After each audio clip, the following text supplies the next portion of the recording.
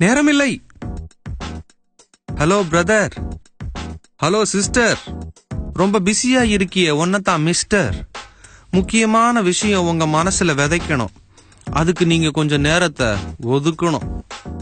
என்ன ஸ்பீடு, என்ன ஸ்பீடு, பரபரப்பா இருக்கு கிறிஸ்தவ வீடு.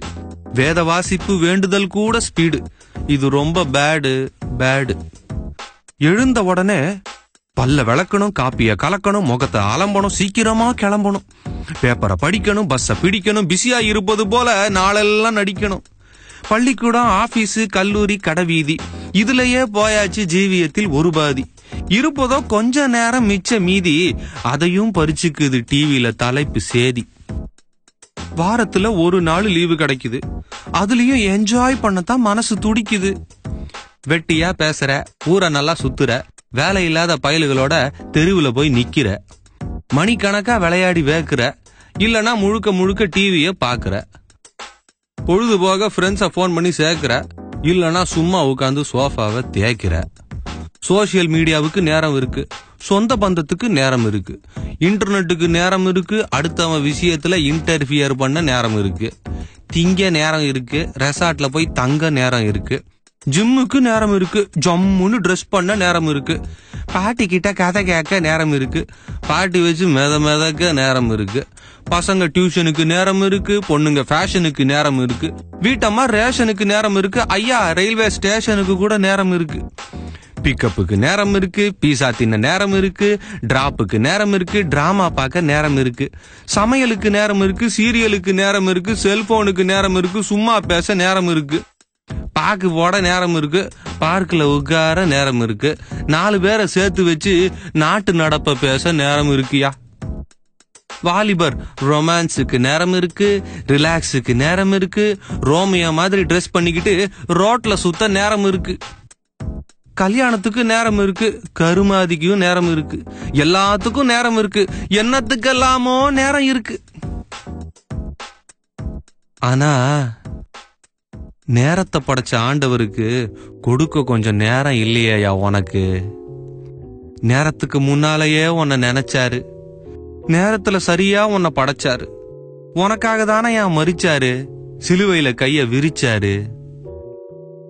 வேதம் படிக்க நேரம் இல்ல, வேண்டுதல் செய்யவும் நேரம் இல்ல, கர்த்தருக்கு செலவிட நேரம் இல்ல, உனக்கு இது முக்கியம்னு தோணவில்லை.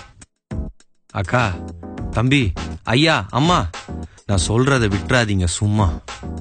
அன்றாடம் கர்த்தரை தேடணும், அதிகாலையில அவரை நாடணும், இரவும் பகலும் வேத தியானம், இதுதான் என் உண்மையான ஞானம். நேரம் எடுத்து ஜெபிக்கணும், நேரம் எடுத்து துதிக்கணும், காலமெல்லாம் காக்கிறவரை கொஞ்சமாவது மதிக்கணும். இந்த லேப்டாப், டிவி, மொபைலு, மண்ணாங்கட்டி, இது எல்லாத்தையும் முதல்ல ஒழிச்சு ஓரங்கட்டி நிம்மதியா ஒரு இடத்துல ஆண்டவரோட அமர்ந்துரு. நித்தியமில்லாத இந்த உலகத்தை கொஞ்ச நேரம் மறந்துரு. உன் காணிக்கைக்காக அவர் காத்திருக்கல, ஏன்னா வெள்ளியும் பொண்ணும் அவரோடது. உன் சொத்து பத்துக்காக அவர் காத்திருக்கல, ஏன்னா வானமும் பூமியும் அவரை பாடுது. அவர் கேட்பது உன்னோட நேரத்தை, இதுல காட்டு உன் பக்தி வீரத்தை. அவர் ஏங்குவது உன்னோட உறவுக்காக. இதெல்லாம் எதுக்கு தெரியுமா? கிறிஸ்தவ துறவுக்காக.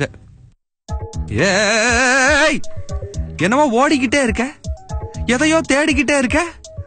எங்கய்யா ஓடுற? என்னத்தை தான் நீ தேடுற? முதல்ல உன் ஓட்டத்தை நிறுத்து, உலகத்து மேல நாட்டத்தை நிறுத்து, மற்ற எல்லாத்தையும் மறுத்து அந்த மேசியாவோட தொடங்கு போக்கு வரத்து.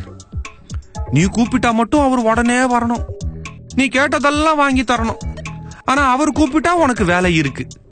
அட கிறுக்கு கிறுக்கு, நினைச்சு பாரு. அவர் செய்த நன்மைகள், காட்டிய தயவு, அருளின ஆசீர்வாதம், நீக்கிய கொடிய வாதம்.